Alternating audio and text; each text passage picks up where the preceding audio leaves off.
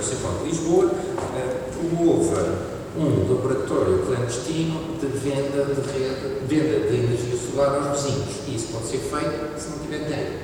Se eu fizer isto com bitcoins, eu consigo, produz agora até para o meu vizinho, que ele está desempregado infelizmente e por isso pode consumir porque está em casa, e depois, ao fim do dia, compramos os dois à rede, logo negociamos como é que é feita a tarifa. Como agora é tudo, os computadores são muito mais rápidos do que nós a pensar, rapidamente se enquadra aqui um ajuste de preços, pode ser mais sofisticado, com preços variáveis ou uma coisa mais normal. Quanto mais normal for, mais as pessoas percebem e adotam, mas mais injusto é. E acho que isto é uma coisa que as pessoas como eu, que não têm responsabilidades, discutem ao almoço, quando conseguem escrever em papéis, mas acho que Lisboa podia de facto acolher um laboratório deste género. E isso tem a ver com o alerta inicial, que é o futuro claramente vai ser isto. Se calhar vai ser com dinheiro a sério. Mas nós podemos ensaiar já o que é que funciona e não funciona com este laboratório clandestino. E depois aqui outra coisa que tinha para dizer era investimento inicial. Isto não tem muito a ver com aquilo que dissemos até agora, mas foi o debate que estávamos ali a ter, que é estatisticamente quem compra painéis solares é quem pode. Não é estatisticamente, é assim mesmo. E isto o que quer dizer é que são as pessoas de classe média ou média alta que podem fazer um investimento inicial e depois durante 20 ou 30 ou 40 anos estarem a produzir. O que acontece é qualquer forma ou mecanismo que promova o fotovoltaico é, de uma forma encapotada, um subsídio aos ricos. E num país em que temos 2 milhões de pobres, é um bocadinho falta de vergonha. E por isso, outra prioridade que me parece essencial para quem decide é conseguir criar situações ou condições para que toda a gente possa ter painéis nos seus telhados. O modelo do século XX era dar dinheiro às pessoas para as pessoas porem painéis no telhado, não é? Que não é. Acho que a história nos ensinou que isso não funciona bem. Agora, o que funciona bem é as pessoas que têm dinheiro porem painéis nos telhados dos outros. E há diferentes soluções, por exemplo, a Copérnico, a cooperativa de energia solar, que faz isso e que são os cooperantes que conseguem montar um esquema destes. Também já há empresas privadas que organizam soluções tipo crowdfunding para fazer isso. A única solução que não funciona bem é os bancos, porque eles cobram 10% por este tipo de investimento e por isso inviabiliza, ou então parece que estamos a enriquecer os outros. Por isso, estudar, eu diria que nesta fase se calhar não há uma solução trivial, mas estudar maneiras de promover o arrendamento do espaço dos telhados para painéis solares e fiquei muito contente com um dos telhados que vimos ali, era o da minha escola, em que é exatamente isso, mas como é em escala maior, funciona facilmente, que é, nós tínhamos um telhado muito bom que não servia para nada, tinha sido desenhado por um arquiteto, agora já não lembro, dinamarquês ou norueguês, há 20 anos, e depois o telhado exatamente com a orientação que tinha que ter, mas nós nunca tivemos dinheiro para pôr lá painéis, porque as propinas são baixinhas e não conseguia ainda despedir o número suficiente de professores para a faculdade ter dinheiro. Então o que fizemos foi arrendarmos o telhado a uma empresa de energia, que não é a EDP, eles pagam-nos uma renda pelo telhado e durante 15 anos injetam na rede a um preço qualquer, que por acaso foi em leilão. Daqui a 15 anos os painéis ficam para nós e nós usamos essa energia ou vendemos aquilo às peças ou depois pode-se ver o que é que se faz. Eu acho que este tipo de solução a nível doméstico teria um impacto gigante no desenvolvimento do solar e que garantia que Lisboa ganhava à vontadinha o Green Award.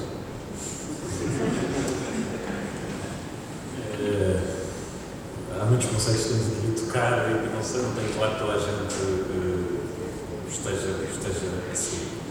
Começamos pelo tema do déficit tarifário e o famoso déficit tarifário alinha bem com o déficit do próprio Orçamento de Estado. Um déficit não é mais do que as minhas receitas são inferiores aos meus custos. E, portanto, o déficit tarifário resulta de quando as receitas pagas pelas tarifas de toda a gente não está a cobrir os custos colocados em sistema. E isso muitas vezes resulta de que há um conjunto de decisões que se vão tomando, de coisas que parecem bem e que nem sempre estamos aqui a fazer bem as contas, mas a fatura depois aparece. E é aí que geramos uma situação um bocadinho delicada. E, portanto, começando pelo tema de a venda de energia solar com uma tarifa, o chamado feed-in tariff. Portanto, era uma tarifa que estava perfeitamente definida em lei e que pagava desde as eólicas, que pagava, que temos o preço das eólicas mais barato da Europa, é pouco fique claro isso, e também tínhamos a parte do solar. E este exemplo que estamos aqui a falar, por exemplo, foi uma empresa que vendia a energia à rede em tarifa solar, uma tarifa definida, e depois dessa tarifa definida dos custos, viu qual era o valor que podia pagar ao município, ou à instituição, por aluguer do telhado, e ao fim de 15 anos acaba-se essa tarifa e o investimento foi totalmente recuperado. Portanto, é um processo meramente, totalmente financeiro. E durante muito tempo, as renováveis foram desenvolvidas dessa forma. E foi esta forma que foi definida em todo o mundo, foi o mundo inteiro com a Europa a liderar este processo, que permitiu que as renováveis fossem ganhando economias de experiência e que se traduziram, ano após ano, no seu embarquecimento. E, portanto, hoje elas já estão a evoluir com uma dinâmica própria e já não precisam de subsídios porque simplesmente o suporte económico da decisão já está lá e, portanto, essas economias de experiência continuam a verificar-se. No caso do solar distribuído, havia um modelo chamado net metering, que já foi aqui tocado. O que é o net metering? Portanto, a medição líquida. Portanto, eu, entre aquilo que injeto e aquilo que consumo, vejo a diferença e pago a diferença. No limite, eu se produzir tudo durante o dia, nunca estou lá e só consumo à noite, no limite eu posso, a minha fatura de eletricidade poderia ser zero. E houve uma série de mercados que fizeram este tipo de situação e começou-se a perceber um problema. Começava a faltar dinheiro. Porquê? Porque a rede que as pessoas estavam ligadas não estavam a pagar essa rede. Porque um conjunto de outros impostos que estão montados sobre a eletricidade, nomeadamente a renda aos municípios, por exemplo, as rendas às ilhas, não estavam a ser pagas. E isso começou a gerar déficits tarifários, não foi só cá em Portugal, começou a gerar déficits tarifários. E Portugal foi o primeiro país que avançou para o modelo de autoconsumo. E o que é o modelo de autoconsumo? É toda a energia que a pessoa consumir, é a energia dessa pessoa, é total direito dessa pessoa. Toda a energia que essa pessoa injetar na rede é paga ao valor dessa energia em mercado. Ora, o que é que acontece com essa situação? Essa situação induz que as pessoas não coloquem sistemas que sejam exageradamente grandes em relação ao seu próprio consumo. E, portanto, para termos uma noção, as pessoas pagam cerca de 20 cêntimos em casa por quilowatt-hora.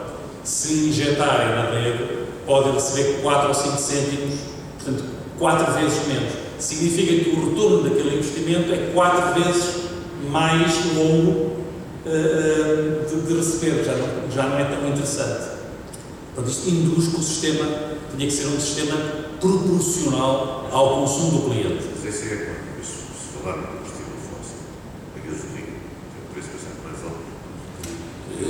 Já vou tocar esse parece muito relevante. O que é que acontece neste processo? Quando estamos a dizer eu produzo energia e depois vou abastecer os meus autocarros mais tarde ou noutro ponto qualquer da cidade, vou abastecer o meu consumo. Mas pode ser a mesma hora. Já vamos ver a diferença. Vamos começar pela diferença de ser a horas diferentes, porque ajuda o raciocínio. Essa energia é absorvida num ciclo, tem que ser transportada e muitas vezes, normalmente não tem que ser muito transportada porque é consumida por alguém ao outro lado, mas de uma forma energética, provavelmente aquela energia teve que ser armazenada numa barragem. E quando é armazenada numa barragem, essa energia, 30% dessa energia perdeu-se. Quando eu vou buscar à noite, através dessa mesma energia, eu não paguei a barragem, a energia da bombagem desperdiçada, a eficiência da bombagem desperdiçada, nem paguei toda a utilização da rede. Mas ela existiu. E o que é que significa? Significa que alguém vai pagar isto. E quem é que paga?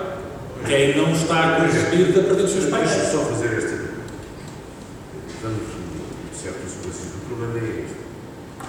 É que naquilo que eu consumo hoje, nós não estamos a substituir eletricidade por eletricidade, etc. Aqui é uma grande diferença. É que a energia que nós estamos a produzir não estamos a prejudicar mais nenhuma outra. Estamos a substituir por uma que é de combustível fóssil. Estamos a fazer uma substituição. E, portanto, o que é que isso afeta a renda? Ou seja, as casas, a eletricidade, mesmo com mais eficiência e menos eficiência, têm um determinado consumo de energia. Não é? Eu não estou a dizer isso. Eu estou a dizer que estou a substituir por uma coisa que hoje não é consumida, não preciso. A barragem hoje não serve para abastecer os carros elétricos. Eu estou a dizer, eu estou aqui a produzir localmente, com muito pouco percas de energia, porque é localmente logo para ali, não é? Para perto. E estou a substituir. Eu não estou a subcarregar nem a prejudicar a barragem.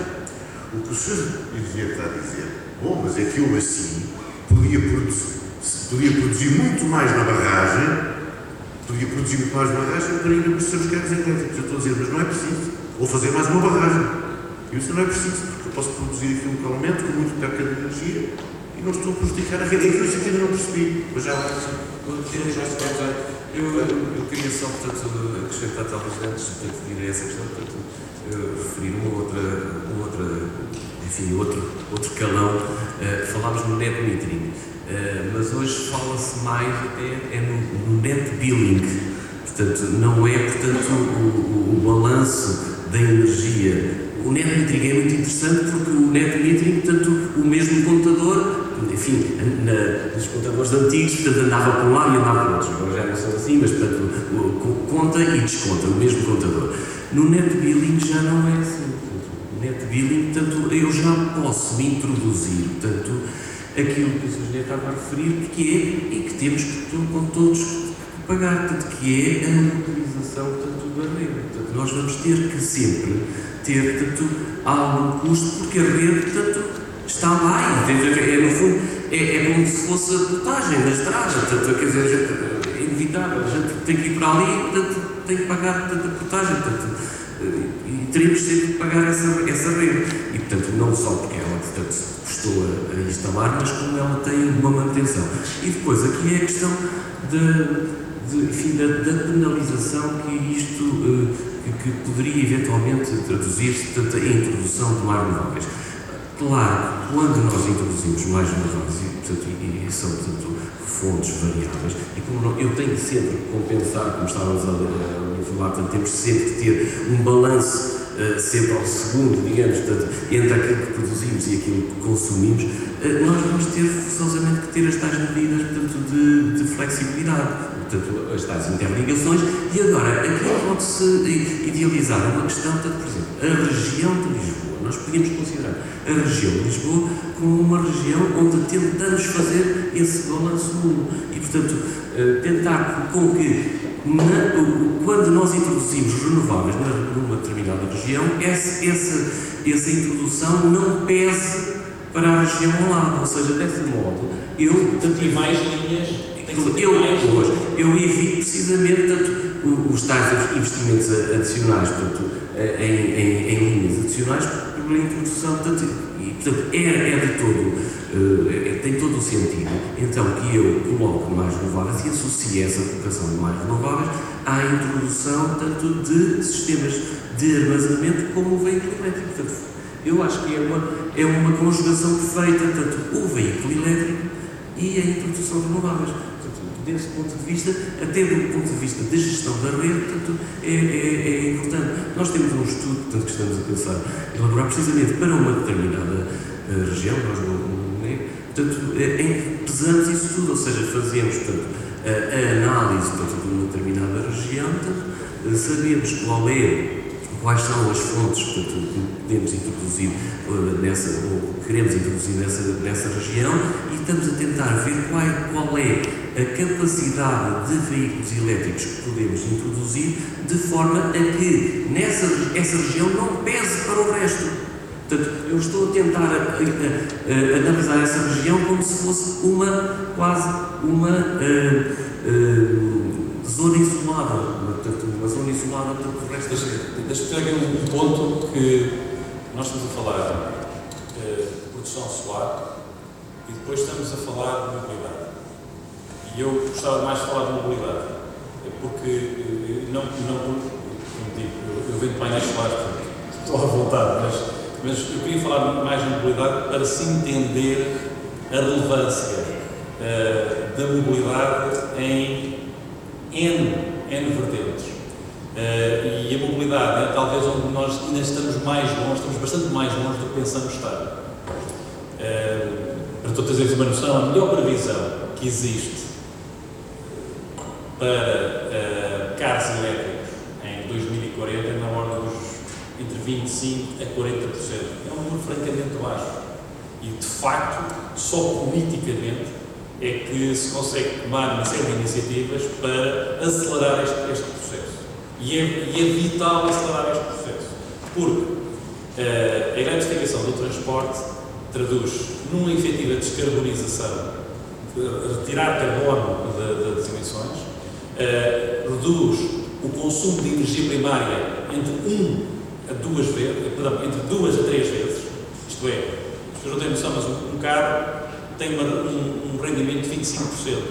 Dizendo de outra maneira, eu por cada 4 litros, só 1 litro é que chega à roda. É impressionantemente mau, sendo os carros altamente eficientes hoje, mas é impressionantemente mau. E tudo aquilo depois é CO2. Portanto, eu quando passo para um carro elétrico, eu aumento brutalmente a eficiência do consumo. Depois, eu não estou a comprar petróleo. Se eu conseguir produzir a minha própria energia, com eólicas, com solar, localmente, não localmente, o que é certo é que estamos a falar, como o professor Alca estava a dizer, em investimentos que foram feitos no país, que geraram riqueza no país e continuam a gerar riqueza no país. E, portanto, eu estou a aumentar a segurança do abastecimento, além de descarbonizar, estou a aumentar a segurança do abastecimento e estou a conseguir ter um preço que não anda aos humores do mercado, porque é o preço da minha energia, da energia que eu instalei. Portanto, há N razões de natureza, e falta também uma terceira razão, é que os carros não emitem só CO2. Uma das coisas que emitem muito, é partículas, é ruído, um dos ganhos numa cidade e a urbanização. Nós sabemos várias coisas de megatrends, não é? Uma é que estamos a envelhecer, uma é que a população vai continuar a aumentar, 50% vai aumentar, a população do mundo vai aumentar 50% entre 2000 e 2050, mas vai aumentar o consumo energético 100%. É brutal. Sabemos que estamos a envelhecer todos e sabemos que 60% a 70% das pessoas vão viver em cidades em 2050.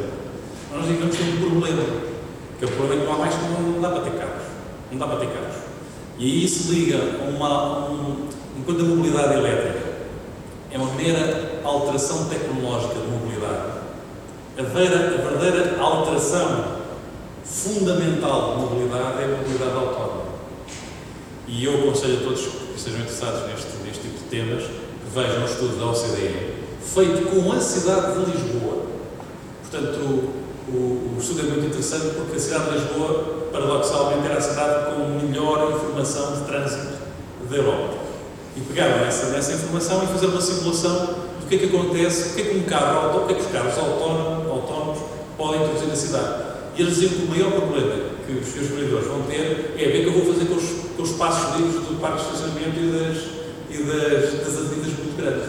Era esse o grande problema, porque eles diziam que se podia reduzir quase metade de todas essas áreas e reduzir o congestionamento. Portanto, isto é só para falar que a mobilidade elétrica é um aspecto fundamental. É um aspecto fundamental de eficiência, é um aspecto fundamental de saúde pública, etc. Mas há depois um conjunto de outras componentes, como seja a parte da mobilidade autónoma, que vai ainda melhorar francamente mais a qualidade das cidades.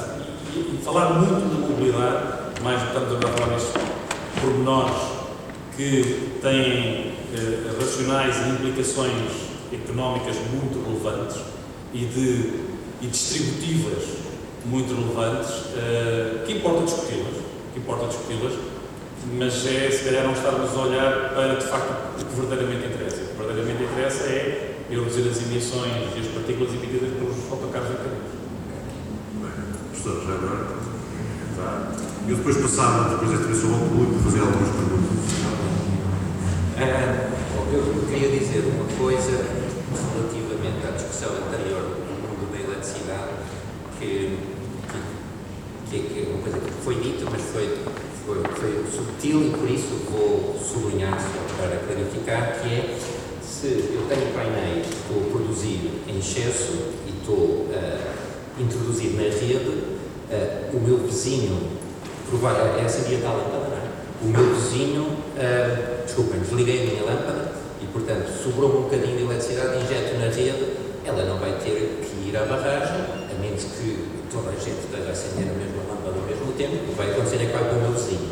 E se vai para o meu vizinho, não vai estar a usar o transporte em alta tensão. Por isso, não é apropriado, para ser cauteloso na linguagem, não é apropriado cobrar-se a mesma coisa a uma pessoa que está a injetar um miliwatt e para descer do terceiro para o segundo andar, ou uma pessoa que está com não sei quantos megawatts numa barragem no norte de Portugal e a cidade tem que ir para o Algarve. E por isso, claramente, que aqui há uma coisa qualquer da equidade que não está acautelada. Relativamente ao problema da Carris, é tão evidente que isto tem que funcionar que temos que perceber quais é que são as regras que imperam e como é que se ultrapassam, porque, de facto, ao contrário daqui das pessoas que vêm condicionadas de pensar em autoconsumo, aquilo que estamos a fazer não é substituir barragem nenhuma, nem sequer uma central nuclear espanhola, que essa podemos estar a substituir, mas é outra coisa, mas aquilo que estamos a fazer é substituir o gasóleo. E o problema é que é muito difícil ajustar o carregamento do autocarro, essa substituição, dizer que a eletricidade solar está a substituir o gasóleo, só acontece se o carregamento da Carris for absolutamente alinhado com a disponibilidade solar. E isso é muito difícil de fazer e por isso é que temos a rede, e a rede o que vai fazer é negociar um bocadinho e permitir que os autocarros circulem mais durante o dia e se calhar depois não estão a carregar tanto ao meio-dia e depois ao fim do dia estão, na hora de ponta, estão a carregar mais, não sei. Do ponto de vista tecnológico, até acho que antigamente havia, agora não sei se ainda há, se calhar em Coimbra ainda há, daqueles autocarros que andam pendurados com o cabide, esse aí é que é a solução. O solar é muito fácil, porque está a produzir, entra. E por isso, provavelmente, o elétrico, sim. Então, pensar em Almada é evidente a população, mas aqui o metro é difícil de trazer para a superfície. Provavelmente, do ponto de vista técnico, seria, para garantir que só tanto a substituir gasóleo, tínhamos que ter um sobredimensionamento das baterias e isso faria com que o projeto fosse muito caro. Por isso, julgo que é preciso, de facto, haver qualquer sistema de transferência horária dos quilowatt-horas. O que eu acho é que, provavelmente, a Câmara, não sei, agora estou a falar de cor que não sei, a Câmara tem consumo suficiente para ter folga e, por isso, os edifícios, o consumo dos edifícios edifícios municipais conseguiam garantir essa flutuabilidade. Eu não sei, mas sou voluntário para estudar isso. Muito obrigado, professor. Eu posso agora ao público fazer as perguntas. O que é que tens escrito? Já agora só Duas coisas, uma para desafiar a Câmara. nós temos meia hora. Sim, uma para... Eu teria que pegar a pergunta, se eles fossem ver o que é que fazia em relação a essa matéria. Uma já vai nesse sentido. Uma coisa simples que é que o professor disse aqui, uma coisa que é legítima e é verdade. De facto, a energia, quando eu estou a ter um enchimento e ela vai para o meu vizinho do lado, ela de facto não tem perdas e o que utiliza da rede é muito pouco. E tem toda a razão em relação a esse aspecto. Mas também há um bem social que é garantir que o custo da rede é dividido por toda a gente. O custo da rede não é igual em Évora, em Marvão ou em Lisboa. E um dos ganhos civilizacionais foi que é a rede chamada de selo postal. O preço que pagamos por ligarmos à rede é igual para todos, independentemente da maior ou menor dificuldade. Isso é um aspecto essencial do serviço público. Esse é um ponto. Agora o ponto de desafiar um bocadinho. O município, tendo uma preocupação de aproveitar a energia, tendo uma preocupação social associada à energia, tem uns ativos que são muito importantes e ambiental, tem um ativo que é muito importante, são os seus bairros sociais. E esses bairros sociais podem ajudá-los a montar operações de autoconsumo para as pessoas que vivem nesses bairros sociais. E isso sim é utilizar uma medida que é energeticamente eficiente, uma medida que é social e uma medida que permite levar o autoconsumo que não está disponível para as pessoas mais carentes poderem, de facto, consumir a energia verde. Muito bem, já percebi que o José não conhece muito bem os telhados dos bairros sociais, mas eu vou passar então, vou apontar o dedo, gostava que se identificassem quando fizesse a pergunta. Boa tarde. E aos três convidados. Boa tarde. Pedro Macedo, doutorando em Alterações Climáticas e Políticas de Desenvolvimento Sustentável. Gostava de fazer assim dois comentários muito breves, dois comentários de pergunta. Havia aqui a questão se fôssemos vereadores, não é? Não era para o público, mas tentando responder a essa questão. Se eu fosse vereador, eu aceitava o repto de criar tal laboratório clandestino. Que era uma ideia que eu gostava de refrescar, porque se calhar, primeiro que eu acho que é totalmente pertinente e foi colocado de uma forma que algumas pessoas poderão pensar que é subversivo ou que era uma piada, mas faz todo sentido. Porque hoje em dia existem de facto entraves que esses sim não fazem sentido. É esta produção coletiva de energia solar. Um condomínio, por exemplo, que quer instalar um conjunto de painéis para produzir energia para serem utilizadas pelas pessoas que moram num determinado prédio, não podem fazer por métodos pormenores técnico-legais, quando na prática seria muito fácil. Mas, por outro lado, de facto, nada impede, por exemplo, os tais bairros sociais se instalem esses laboratórios clandestinos, que não tem que ser necessariamente uma iniciativa da Câmara Municipal, pode ser uma iniciativa de um tal condomínio que também decida criar esse sistema local. Portanto, fica também aqui essa pergunta ao Sr. Vereador, neste caso, se aceita este repto ou não. E para terminar, só um comentário relativamente à mobilidade e para dar uma nota de otimismo. Eu acho que todos nós temos visto ultimamente, relativamente à energia, muitas previsões, felizmente, são erradas, não é? Ou seja, a energia solar está a ficar muito mais barata, muito mais rápido do que se devia, está a crescer muito mais rápido do que as previsões de há poucos anos atrás. E acho que em termos de mobilidade, por exemplo, se dissessemos há pouco tempo que íamos ter Lisboa cheia de scooters elétricas partilhadas, íamos achar que isso era para daqui a uns anos e de repente, de um dia para o outro, já há aqui uma série de scooters elétricas que se podem alugar. Ou seja, da economia da partilha estão a surgir revoluções em termos da mobilidade, como a Uber e com tudo isso. Acham que ainda podemos esperar mais boas notícias com esta questão das scooters? Agora também, eu vou juntar três perguntas. Boa tarde, Manuel Ferreira Santos, consultor em energia há vários anos.